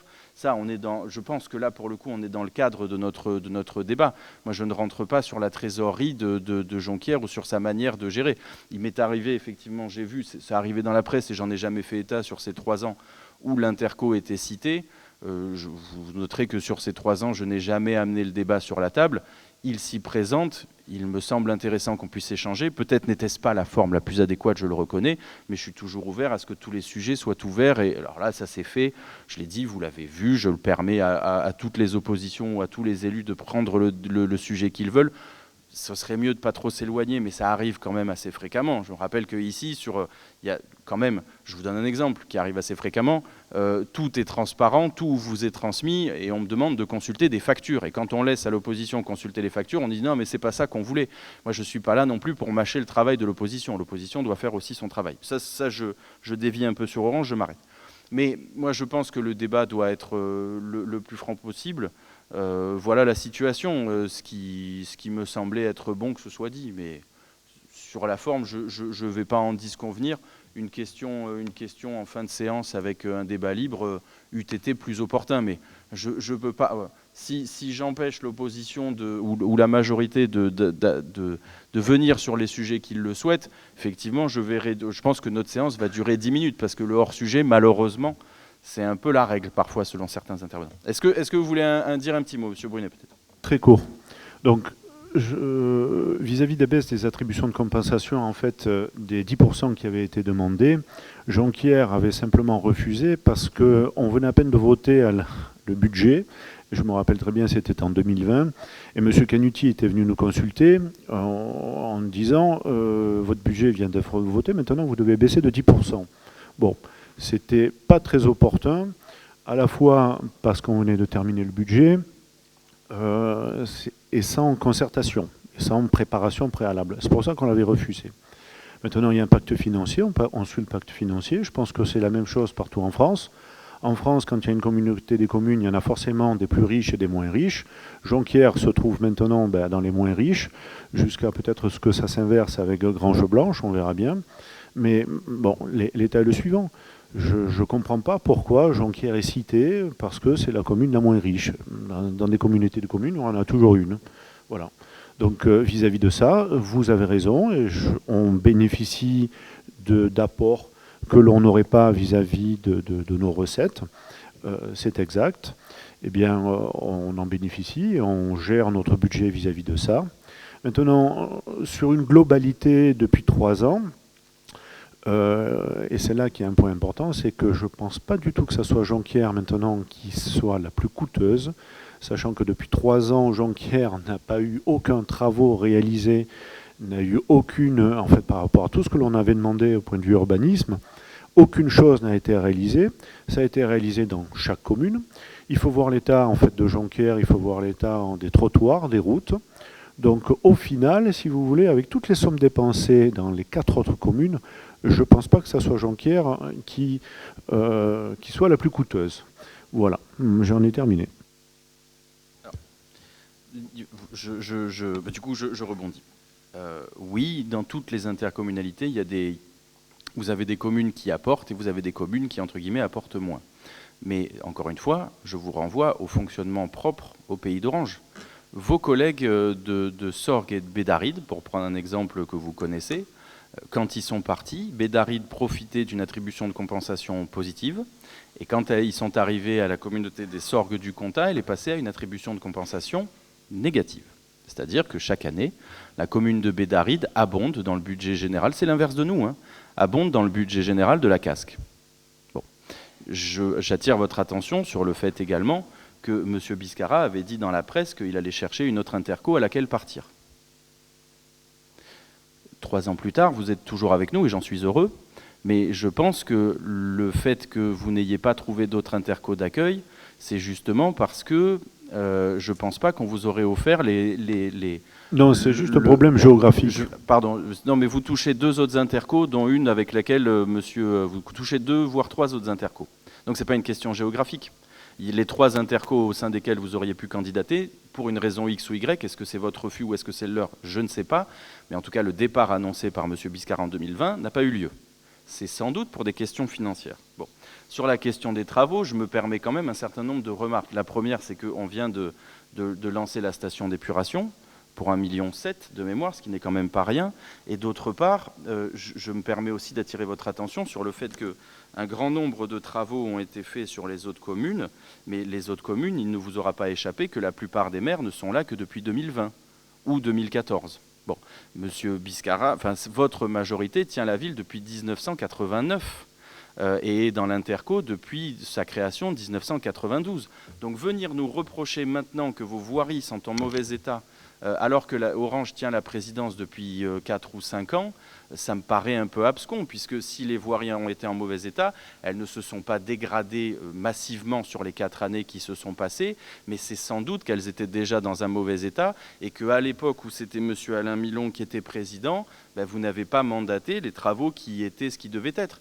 Orange, la majorité tient Orange depuis 1995, et si on fait donc 6 ans après votre majorité, et si on fait le comparatif de la gestion des voiries, il y a des choses qui ont été faites depuis très longtemps, et donc hormis les choses structurantes pour lesquelles il nous fallait des accords, ou le phasage, tout est en place. Bon, donc vous ne pouvez pas me rejeter sur la faute de l'Interco le mauvais état de vos voiries, alors que vous êtes aux affaires, enfin je parle de la majorité, vous êtes aux affaires depuis 89, vous faites le calcul, ça fait quelques dizaines d'années. Donc je trouve ça un peu maladroit de le reprocher à l'Interco actuelle. C'est pas simplement les voiries, mais tous les travaux que nous avons demandés, et puis Marcel Kester peut répondre à ma place d'abord. Bien, bonjour à tous. Donc, concernant M. Vermeil, quand il demande des rendez-vous à M. Biscara, bon, jusqu'à présent, s'il avait réellement demandé des rendez-vous, je pense que, là je parle, mais que M. Biscara l'aurait reçu. Moi, quand il m'a demandé un rendez-vous, il n'y a pas eu de problème, je l'ai reçu. Et donc, on a bien discuté concernant les travaux que nous demandions depuis 3 ans. Parce que on a eu des travaux en fin de mandat précédent qui étaient chiffrés et qu'on a eu la moitié et le mandat suivant, on nous a dit « Ah ben non, maintenant, on ne pourra plus faire des travaux chez vous ». Donc, c'est un peu ralent. Mais voilà, donc sur les travaux que l'on nous demande actuellement, j'ai reçu M. Vermeil, donc on a bien discuté. Je pense que, Monsieur le Président, vous avez reçu un courrier de notre part concernant le fonds de concours. Donc maintenant, ce que nous attendons de M. Vermeil, c'est qu'il réagisse pour la commune de Jonquière en tant que vice-président par rapport aux travaux que nous avons demandés. Voilà. Tu veux un peu... Pardon, Cyril. Oui, Martial, il est vrai que depuis le mois de juin, et je dois le reconnaître, donc depuis que tu es maire par suppléance, il est vrai qu'on s'est vu plusieurs fois et on arrive à échanger très correctement et très librement. Oui. Depuis le mois de juin, depuis que tu es maire par suppléance. Voilà. Ben oui, mais Là, bon... ça, c'est un état de fait. Concernant les rendez-vous demandés au maire, je te confirme, j'ai des traces écrites, hein, des refus de demande de rendez-vous, dans le cadre de ma délégation de vice-président. Bon, là, pour M. Biscara, il n'est pas là, donc... mais tout à fait, c'est pour ça que il faut que ce soit, je ne veux pas trop correct. m'engager. Je me permets quand même une réflexion, hein, Monsieur Questa. Donc effectivement, vous m'avez écrit en mai, on vous a répondu en mai, et vous m'avez répondu la semaine dernière, la semaine dernière, sur la participation. Et on vous avait dit, la règle qu'on s'est mis, parce que je précise les propos de M. Brunet, hein, la règle implicite qu'on s'est mis entre chaque maire sur lesquels il y a des investissements, c'est qu'il y a des fonds de concours. C'est-à-dire que les maires abondent sur des compétences de l'Interco, justement pour éviter j'allais dire, la désoxygénation financière de l'Interco. Bon, on va sur des fonds de concours communaux qui sont jusqu'à 50% des investissements. Bon. Donc moi, je vous ai écrit en vous disant, la règle qu'on s'est mise, c'est quand même un minimum de 10% de fonds de concours. Et votre réponse, c'est de nous dire, 10%. Bon, c'est pas très élégant. C'est pas très élégant quand, par exemple, Orange s'en est mis pour 500 000 euros, que Châteauneuf à peu près pareil, Caderousse et Jonquière, à chaque fois on abonde massivement. Et vous... Ce qui est embêtant, c'est que vous laissez dire le fait que vous êtes maltraité à l'Interco, ce qui financièrement est faux, ce qui en termes de travaux est faux. Et quand on vous dit, écoutez, on aurait besoin, comme on le fait tous, de cracher un peu au bassinet, et le montant qu'on s'est mis, c'est 10%, 10%, pas plus. Bon. Donc, on va avancer, c'est pas la question. Mais comprenez que, moi, ce que j'aimerais bien, c'est que vous réalisiez, et que vous, en tout cas, si vous le pouviez, cessez de dire que vous êtes maltraité dans cette Interco, puisque si c'était vrai, une autre Interco, vous auriez trouvé un accord avec une autre Interco pour être accueilli. Bon, allez, la dernière, et puis après on cesse. Donc, parce que sinon, M. Fenouil va me disputer. Oui, je suis d'accord, Mais c'est admirable. Non, mais... Allez, je laisse M. Brunet terminer, et promis, après on arrête. Allez, M. Brunet. Jonquière bénéficie d'un pacte financier, c'est vrai. On ne dit pas qu'on est maltraité, on a un bon pacte financier qui nous avantage. Maintenant, encore une fois, une station d'épuration, donc en 3 ans, parmi tous les travaux de rénovation qui ont été faits dans chaque ville, je ne pense pas que ça soit Jonquière qui coûte le plus cher. Écoutez, proportion... Bon, je peux pas vous dire, les chiffres ont été dits, vous les avez pas contestés, vous voyez ce qui se passe ailleurs et vous voyez que vous n'auriez pas été traité aussi bien ailleurs. Après, on va pas effectivement passer la nuit dessus. Est-ce qu'on a pris acte? Ou il faut voter ça? Non, on prend acte? Ok, bon. Allez, prise d'acte, avant que M. Fenouil me saute à la gorge.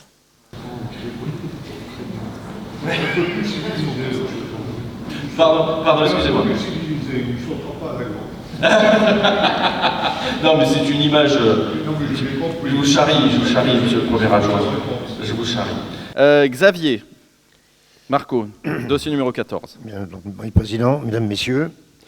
Pour un dossier courtaisonné. Je vais essayer de faire un peu synthétique, du coup. Donc, on a le dossier numéro 14, donc c'est de la GEMAPI. Donc, c'est le projet de réfection de la structure de découverte de l'étang salé à Courthézon et l'approbation de l'attribution d'une subvention qui nous est accordée par le CEREMA. Donc, je précise, c'est le Centre d'études et d'expertise sur les risques de l'environnement, la mobilité et l'aménagement, donc régional, au titre de l'option sentier de nature. Donc, considérant l'approbation de la poursuite de la gestion du site emblématique de l'étang salé par la mise en œuvre d'un 4e plan qui court actuellement de 2021 à 2025. Considérant le dossier déposé par nos services le 30 juin 2023 au titre de Sentiers et Nature, le projet comprend la réfection totale du ponton qui mène à l'observatoire pour un montant qui s'élève à 99 541 € hors taxe. Donc le CEREMA, dans sa grande beauté, nous propose une participation financière à 80% du montant prévisionnel de cette dépense. Donc c'est pas anodin, ça fait quand même autour de 79 000 € qui va venir abonder ce budget.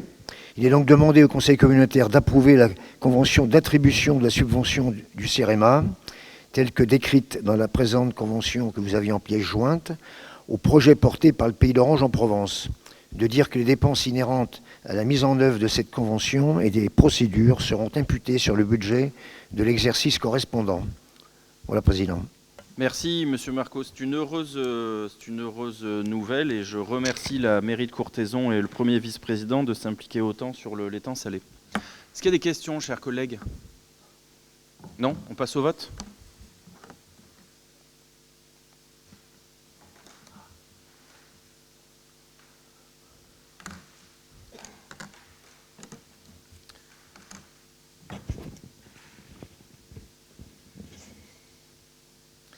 Alors, 31 votes, 31 pour. Le dossier est adopté. Je vous en remercie. Dossier suivant, toujours Xavier Numéro Marco. 15. Donc là, il s'agit pareil d'une convention de partenariat entre le Pays d'Orange en Provence et la Compagnie nationale du Rhône pour la création d'une voie douce à Châteauneuf-du-Pape. Le projet prévoit donc la création d'une piste en site propre permettant le raccordement sécurisé des modes doux et intègre un ouvrage de franchissement du bras des Arméniens avec la construction d'une passerelle de 15 mètres. Le dit projet comprend également la création d'une boucle voie douce pour un montant d'études et de travaux qui s'élève à 311 255 € hors taxe. La CNR nous propose un contrat de partenariat avec une participation financière à hauteur de 30% du montant total de la dépense. Donc ça fait donc 93 376 € qui vont venir abonder ce budget. Il est donc demandé au Conseil communautaire d'approuver la convention de partenariat financier entre le Pays d'Orange et la CNR pour la création d'une voie douce à Châteauneuf-du-Pape, d'approuver la participation financière de la CNR telle que décrite dans la présente convention au projet porté par le Pays d'Orange en Provence. Voilà, Président. Merci Xavier. Toujours pareil, on continue notre maillage du véloroute sur le territoire et on en est très heureux. Est-ce qu'il y a des questions, chers collègues? Non? Bon, on passe au vote.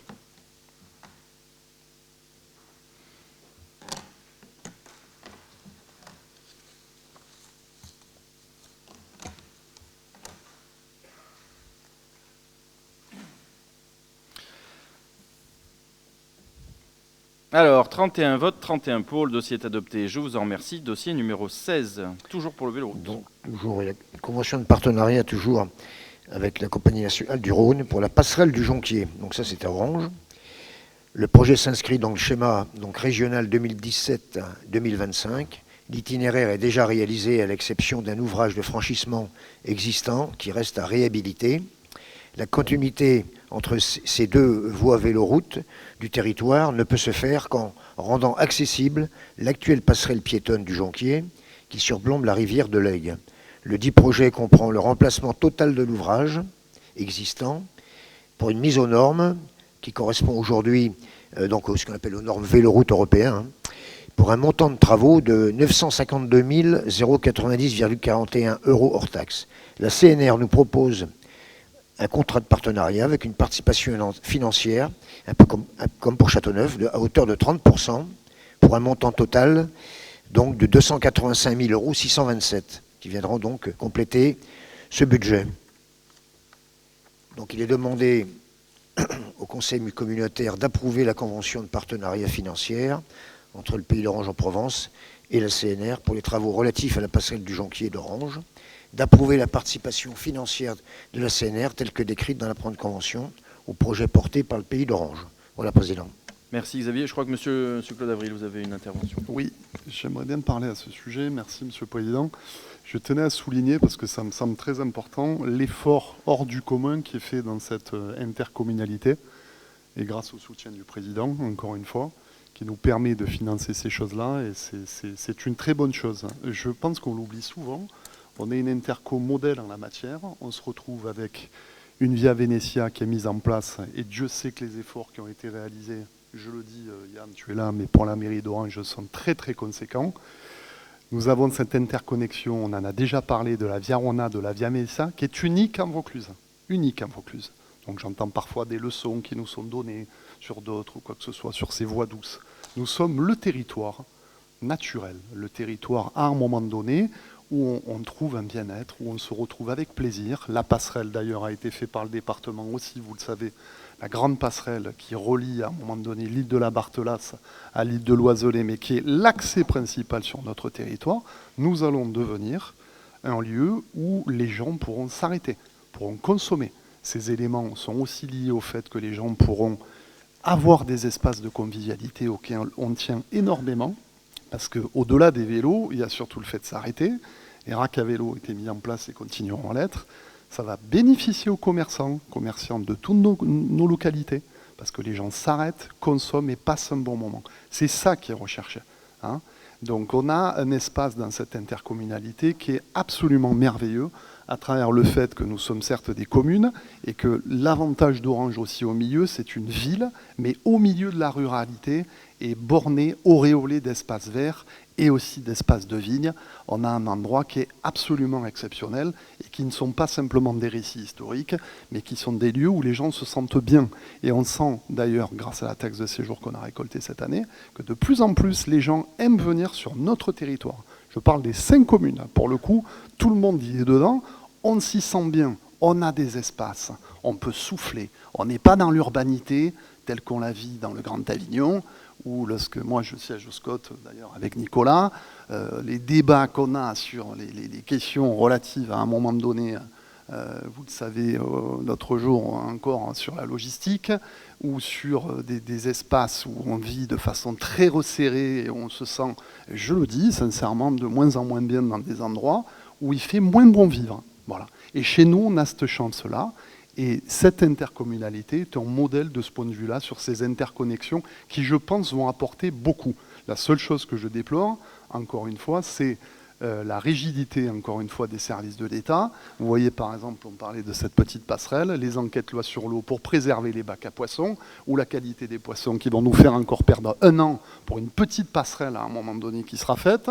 La loi Natura 2000, c'est surréaliste le temps qu'on perd à réaliser ces choses-là, pour des demandes très concrètes des gens qui vont se trouver bien sur ces territoires-là. Voilà. C'est très important de le dire, et beaucoup est fait sur cette intercommunalité depuis des années sur ce point-là, et souvent à rebours d'ailleurs de ce que l'on peut penser et de ce qui peut être dit. Et j'aimerais bien que d'autres aient le même dynamisme de ce point de vue-là. Je pense qu'on a des leçons à donner. Merci. Oui, merci beaucoup Claude, je suis entièrement d'accord avec toi. Alors moi j'en profite parce que tu me remercies, mais à tout seigneur, tout honneur. Moi je remercie, alors vous allez dire je suis jugé parti, mais Jacques Bompard qui a fait énormément parce que la Via Venetia ne devait pas aller jusqu'à Orange. Et il a beaucoup bataillé avec le conseil départemental pour que la Via Venetia pousse jusqu'à Orange, ne s'arrête pas à Jonquière. Et j'en profite aussi pour remercier Maurice Chabert, qui était le président du conseil départemental à l'époque et qui avait octroyé à Orange une délégation de maîtrise d'ouvrage afin que nous financions les études et pour que la Via Venetia arrive à Orange, ce qui n'est pas rien tout de même, comme tu l'as dit, que notre intercommunalité, qui est effectivement, comme tu le dis souvent et à juste titre, l'intercommunalité du bien vivre, est la seule qui est la jonction des véloroutes entre la Via Rona et la Via Venetia, justement parce qu'il y a eu une volonté politique forte et qui, à mon avis, est bon pour le déplacement, pour notre territoire, enfin pour notre interco, sachant qu'en plus on milite énormément pour la véritable multimodalité qui n'est pas la chasse à tous les véhicules à moteur, mais justement la bonne intelligence dans les pratiques de déplacement. Voilà. Est-ce qu'il y a des questions, chers collègues? Non? Oui, monsieur Vaton. Oui, cette voie vénitienne, je trouve que c'est vraiment une bonne chose pour l'ensemble de notre commune. Mais simplement une interrogation. Je voudrais savoir pourquoi la préfecture a arrêté les travaux à Courrèges parce que vous avez coupé les arbres là, et donc ils ont arrêté les travaux. Je suis très étonné de voir que les travaux ont été arrêtés parce que je crois que vous n'avez pas fait les choses comme il fallait, quoi. Enfin, Monsieur Brunet, vous m'autorisez le hors-sujet ou pas? C'est pas hors sujet puisque c'est la voie Vénitia. C'est la voie Vénitia. Ouais, mais sauf que là, on parle pas là, c'est nos jonctions à nous. Mais c'est du hors-sujet, c'est pas le sujet de la délibération. Bon, si vous voulez. Alors, c'est pas grave. Oui, je peux effectivement le dire, je pense qu'on en reparlera demain. C'est les travaux des Courrèges, c'est des travaux qui datent qui ont été prévus depuis plus de 3 ans et pour lesquels budgétairement le séquençage devait arriver maintenant. Et donc les marchés, je le redis, mais j'ai tout dit dans la presse, hein, je pense que vous l'avez lu, mais je vais le redire. Les marchés ont été attribués avant l'arrivée du décret relatif à le décret d'application d'une loi sur les arbres. Bon. Moi, quand j'étais jeune étudiant, on m'expliquait que le droit n'était pas rétroactif. C'est-à-dire quand vous lanciez quelque chose, quand vous allez lancer des choses à l'instant T, si une loi ou un décret d'application, parce que les lois, ça ne s'applique pas, c'est le décret d'application qui fait l'applicabilité de la loi. Quand le décret d'application sortait, vous n'étiez pas soumis à cette loi. Il s'avère qu'il y a toujours une pratique assez étrange du droit à Orange, c'est-à-dire que ce qui s'applique normalement ailleurs ne s'applique pas à Orange. Bon. Et en l'état, alors que les marchés avaient été attribués, on m'a rendu opposable le décret postérieurement à l'arrivée des marchés. Bon. Et donc du coup, on a échangé avec les services de l'État. Il reste 8 arbres, hein, sur ce que ça concerne 8 arbres, hein, la mise en demeure de suspension des travaux. Bon. Et donc c'est ce que j'ai dit à la préfecture et j'en ai fait état aussi au sous-préfet. Je dis mais monsieur le sous-préfet, vous verrez assez facilement. Alors j'ai cité la commune de Bolène puisqu'elle défraie souvent la chronique médiatique. Malheureusement pas des forces de l'État mais médiatique, justement pour un énorme nombre d'arbres, même d'alignement. Donc là la réglementation s'appliquait, il y avait là déjà la réglementation en place. Et j'ai dit là il n'y a pas de mise en branle de l'administration d'État, c'est quand même un peu étrange. J'ai fait aussi état du fait que j'étais un peu surpris que la presse était au courant que j'allais avoir un arrêté de suspension des travaux alors que moi-même je n'en avais pas été destinataire, ce qui est quand même un peu étrange, vous en conviendrez. Mais c'est le droit s'applique toujours de manière un peu plus forte à Orange qu'ailleurs. Donc j'ai appris que le droit était rétroactif, j'en suis très heureux, ou inquiet, parce que ça veut dire qu'il faut que je reprenne toutes mes études de droit, ce qui est quand même un peu embêtant. Donc on a suspendu les travaux pour les 8 arbres qui étaient concernés. On est en train de remplir le dossier de régularisation. Je pense qu'on doit être la première commune qui a dû être frappée par cette chose-là. Moi, ma grande, si vous voulez, c'est un peu ce que disait Claude tout à l'heure, c'est la déconnexion entre les services de l'État et la population. C'est-à-dire que moi, ça fait 3 ans, donc avant que je sois maire, hein, que de ce quartier, on reçoit des lettres de riverains qui nous font état de leur forte inquiétude ou de l'état de la chaussée ou du fait que les peupliers, alors ça c'est pas à vous que je vais l'apprendre, tous les riverains ont peur que ça leur tombe sur le coin de la tête. On enlève ceux qui sont malades. Bon, je l'avais déjà dit en réunion publique, hein, le peuplier c'est pas un arbre urbain, c'est un arbre qu'on met dans les champs pour casser le vent, justement parce que ça risque pas de tomber sur les gens. Bon, écoutez, ça a pu permettre à mon opposition d'extrême gauche de passer outre les problèmes qu'ils ont au niveau national. J'en suis très heureux qu'ils aient pu faire un écran de fumée, grand bien leur fasse. Moi, j'ai continué de recevoir des demandes écrites postérieurement à ce mouvement, des gens qui me demandaient non seulement de forcer l'abattage, ce que je ne ferai pas parce que je respecte le droit, même s'il s'applique manifestement rétroactivement, mais en plus qui m'ont demandé d'élargir l'endroit où il fallait abattre parce que les pins, ça les embête, parce que les peupliers, ça les inquiète, etc. Donc écoutez, voilà où on en est, mais les travaux se finiront parce que le maillage, parce que c'est une partie extrêmement importante, non seulement dans la lutte contre les eaux claires parasites, mais en plus effectivement dans cette structuration de la Via Venetia et de la Via Ronate, cette jonction-là. Donc on va continuer les travaux une fois qu'on sera mis en régularisation. Pour vous dire, juste pour l'anecdote, je sais qu'on en reparlera demain, juste pour l'anecdote, on n'a pas eu à faire de déclaration de loi sur l'eau, justement parce qu'on désimperméabilise. C'est-à-dire qu'on réduit la voirie, donc on va permettre, et donc on a pu s'affranchir dans la rédaction de ce dossier d'une loi sur l'eau, justement parce qu'on réduit la chaussée et qu'on permet justement le retour à l'eau à l'état naturel. Et ça a été une des négociations qu'on a eues avec la DDT quand ils nous ont dit mais vous n'avez pas fait une loi sur l'eau parce que là c'était supra et vous n'auriez pas eu à faire cette déclaration. Et on a dit ben non, parce que comme on désimperméabilise, ça nous c'était pas la peine qu'on le fasse. Donc vous voyez, on a été encore plus zélé sur le traitement de l'environnement, et parce qu'il y a 2-3 personnes qui n'habitent pas dans le coin et sur qui les arbres ne risquent pas de tomber, qui ont fait de la gîte propre, eh ben, c'est un peu de retard qu'on va avoir sur des travaux qui sont attendus depuis des années par les riverains. C'est la tyrannie de la minorité. Merci de votre Je vous en prie, réponse. monsieur Vaton. Oui. J'espère avoir répondu. J'espère que monsieur Brunet et monsieur Fenouil m'excuseront le... Mais voilà, mais je redirai exactement pareil demain. Voilà.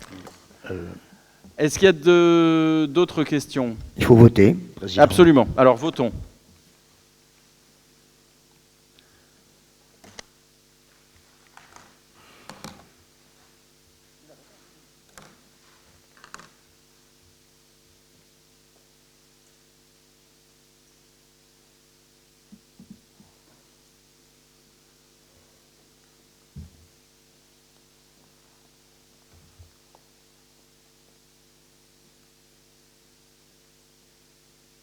Monsieur Vaton, on n'a pas eu votre scrutin, s'il vous plaît. Parfait, merci. Ah non, pardon.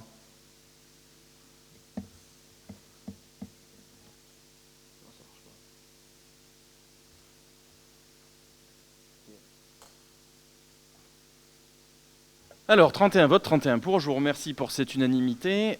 Dossier suivant, toujours Xavier Marco. Vous voulez qu'on... Ah non, c'est pas encore les Oui. RPQ. Donc ça, c'est en complément de ce que vous avez déjà eu. Excusez-moi, Oui. ça va fort, là. Vous voulez qu'on les passe de... Vous êtes d'accord pour qu'on les passe d'un bloc, les RPQS? Président, je vais apporter une précision Oui, je vous en prie, je vous en prie. pour l'information des conseillers communautaires, en particulier pour la passerelle, justement, du Jonquier, qui avance. Vous le savez que pendant la période septembre-octobre, il a été procédé au renforcement des 4 piles qui sont conservées sur cette ancienne passerelle type Eiffel et qui ont été donc renforcées avec des micropieux, à savoir 6 micropieux par pile. Et tout ça, bien sûr, a été rebétonné tout autour de chaque pile, de manière à ce qu'elle puisse supporter le tablier qui va bientôt arriver. C'est un tablier de 3 mètres sur 110 mètres de linéaire qui va donc enjamber l'Aigle et qui est actuellement en cours de construction. Et normalement, si tout va bien, il ne faudra pas non plus que les niveaux d'eau soient trop hauts non plus, parce qu'il va falloir des moyens de grutage assez importants, comme pour le démontage d'ailleurs de la partie métallique qui a eu lieu au mois de septembre. Il va falloir en particulier des moyens de grutage. En particulier, il ne faut pas que l'eau soit trop haute. Donc en principe, il prévoit une pause en janvier-février. Voilà, pour votre information. Merci beaucoup, Des Xavier. travaux à voir, je pense. Ça va être un bel ouvrage, effectivement. Alors maintenant, on reste toujours dans le domaine de l'eau, et je voulais faire un petit aparté également pour ce qui était débattu concernant les arbres sur le secteur des Courrèges, Président, avant d'attaquer Je vous en prie. le RPCS annuel, tout simplement pour préciser qu'on parle des arbres. Bon, effectivement, tout le monde focalise là-dessus, parce que c'est superficiel, c'est au-dessus du sol, mais en dessous, le sol, ce qui va être réalisé, c'est ça le plus important pour l'économie d'eau, déjà, en eau potable, puisque dans tout ce secteur-là, c'est un très vieux réseau qui a une 50aine d'années et qui est fuyard. Donc ça va nous permettre encore une fois d'économiser de l'eau potable. Et surtout, effectivement, comme l'a dit le Président tout à l'heure, d'éviter les entrées d'eau claire parasites, comme on a su le faire dans les premières et deuxièmes tranches du secteur de l'Argent-Sol, qui nous fait quand même gagner chaque jour plus de 1000 mètres cubes d'eau, qui va, au lieu d'aller bêtement de passer à la station d'épuration et faire tourner, donc en plus la station d'épuration, c'est la surcharge qu'on appelle, donc c'est un coût énergétique, et comme vous le savez depuis 1 an et demi, l'énergie s'est envolée. Donc tout ça, c'est des coûts. Donc on parle des arbres, il faut savoir que dans la quantité, il y en aura beaucoup plus que ceux qui ont été abattus. J'ai le détail, il y en aura quand même 84 de plus. Et c'est tous les sujets qui vont être plantés, auront entre 12 et 15 ans. Donc, voilà, il faut dire la vérité aux Orangeois, pas arrêter de tourner en rond pour une histoire d'arbres. Le plus important, c'est ce qui va se passer en dessous, pour réduire nos coûts d'eau potable, et en particulier aussi d'assainissement. Et ça, c'est vraiment l'importance du chantier. Alors, je comprends, moi aussi, j'aime bien les arbres, j'en ai plein mon jardin. Vous pouvez venir chez moi, vous verrez, c'est magnifique. Voilà, je vous le dis, donc, on aime bien les arbres, mais il y a aussi des limites. Après, il faut que techniquement, on puisse faire les choses. Voilà. Et c'est ce qui va se faire. Alors, voilà. Alors, il faut bien que tout le monde aime bien faire le buzz, c'est la mode. Mais enfin, il faut dire la vérité telle qu'elle est. Voilà. Et pour revenir aux arbres, si la ville d'Orange, effectivement, a reçu une 3e fleur l'année dernière, c'est pas pour rien non plus, parce qu'elle a été primée bon, effectivement pour son entretien, sa beauté, son embellissement, mais également par la quantité d'arbres qui ont été plantés ces 8 dernières années, hein, ce qui est exceptionnel pour une commune de 30 000 habitants, où j'ai un bilan complet qui est ici. Donc on est quand même, en l'espace de 7 ans, à avoir planté 1400 arbres, en plus de ceux qui étaient déjà existants, voyez, et à entretenir en plus, voyez. Donc c'est pas dit, quand on entend ce qui se lit dans la presse, moi ça me fait doucement rigoler, ouais, tout simplement, parce qu'on est exemplaire en la matière, et je sais que les vrais professionnels de l'environnement, notamment, qui sont venus nous apprécier, vous savez que ça ne s'est pas fait comme ça d'un coup de photo, hein, ça s'est fait avec des bilans à donner, et il y a tout un dossier amont qui fait quand même quelques pages, hein, qui est énorme, et tout ça c'est analysé avant de décider, voilà. Donc après on peut faire le buzz, hein, c'est la mode, voilà. Mais la vérité des prix, elle est là, et c'est pour ça que la ville a été primée en particulier, voilà. Donc maintenant on va attaquer le domaine de l'eau pour nos consommations d'eau et d'assainissement. C'est ce qu'on appelle le RPQS, un rapport sur la qualité du service public de l'eau pour toutes nos communes. Alors je vais faire un résumé global. L'intérêt pour chacun, comme vous tous, nous sommes administrés, c'est de savoir combien ça nous coûte. L'entretien des réseaux et son rendement, ça c'est important. Voilà. Donc le rendement et le coût de revient par ville, je vais le faire par ville. On va commencer par Courthézon. Donc Courthézon, nous avons un coût cette année, 2022, je dis bien, hein, c'est 2022, c'est le bilan 2022. Hein. Ça nous fait pour un coût au mètre cube d'eau de 4,10 €, c'est-à-dire ça inclut bien sûr l'eau potable et l'assainissement, au mètre cube. Hein, 4,10 € l'année dernière, nous étions à 4,07 €. Vous voyez, il n'y a pas eu une grosse augmentation sur Courthézon, qui est donc géré comme fermier Suez actuellement. Cadrousse, l'année dernière, enfin 2021, nous étions à 4,71 €. Alors là, effectivement, il y a une augmentation cette année. Nous passons, enfin 2022, à 5,65 €. Donc effectivement, il y a une augmentation qui est liée à l'amortissement des travaux en cours. Enfin, les travaux. La station est pratiquement terminée, elle est terminée puisqu'elle fonctionne depuis le mois d'août. On va l'inaugurer au mois de décembre, officiellement, mais elle fonctionne. Tous les essais techniques ont été faits. Donc on est à 5,65 € au mètre cube pour Cadrousse. Jonquière, qui est géré par Veolia. Nous étions l'année dernière à 3,84 €. Cette année, nous sommes à 3,98 €. Vous voyez, il n'y a pas une grosse augmentation non plus, bien qu'il y ait des gros travaux, mais il y a une plus grosse population à Jonquière, donc c'est sûr que les coûts d'une station d'épuration sont plus facilement répartis. Donc ça a fait une moins grande augmentation que pour Cadrousse. C'est ça qu'il faut comprendre, le jeu mathématique. Voilà. Ensuite, pour Orange, qui est géré par Suez, nous étions à 3,03 € l'année dernière, et cette année à 3,14 €. Voilà. Voilà le coût, ce que paye l'administré. Et ça, je pense que c'est certainement le plus important. Voilà. Donc il y a des efforts. Alors les taux de rendement maintenant, c'est ça qui est important pour l'eau potable, savoir si on gaspille ou on ne gaspille pas. Donc nous étions sur Orange l'année dernière à 78, ce qu'on appelle 70% de coût de rentabilité pour l'eau potable. On est passé cette année à 80. Jonquière était à 81. Ils sont montés à 85 en 2022 toujours. Hein.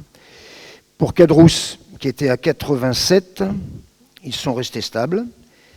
Et Courthézon, qui était à 85, a descendu d'un petit cran. Il est passé à 84.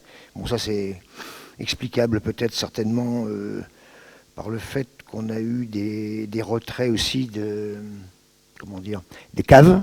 Ça peut jouer, je pense. Enfin, c'est vraiment epsilon. Hein. Voilà. Voilà, en gros, pour les prix, Président, enfin, Mesdames, Messieurs. Tout ça, ça va vous être communiqué à travers, bien sûr, chacune des communes, que vous puissiez les présenter en conseil municipal. Donc, je vous propose, Président, si tout le monde est d'accord, bien sûr. On prenne acte de tous les RPQS. De faire, il y en a 6 d'un coup, donc est-ce qu'on les passe tous ensemble? Est-ce que vous y voyez un inconvénient, chers collègues? Est-ce qu'on passe les Sachant qu'il s'agit de prendre acte. Hein. Oui, sachant que c'est une prise d'acte. Est-ce qu'il y a des interventions éventuellement sur le bloc? Non? On prend acte tout d'un coup? On a pris acte tout d'un coup. Du coup, la séance est levée. Merci beaucoup pour votre patience angélique. Merci.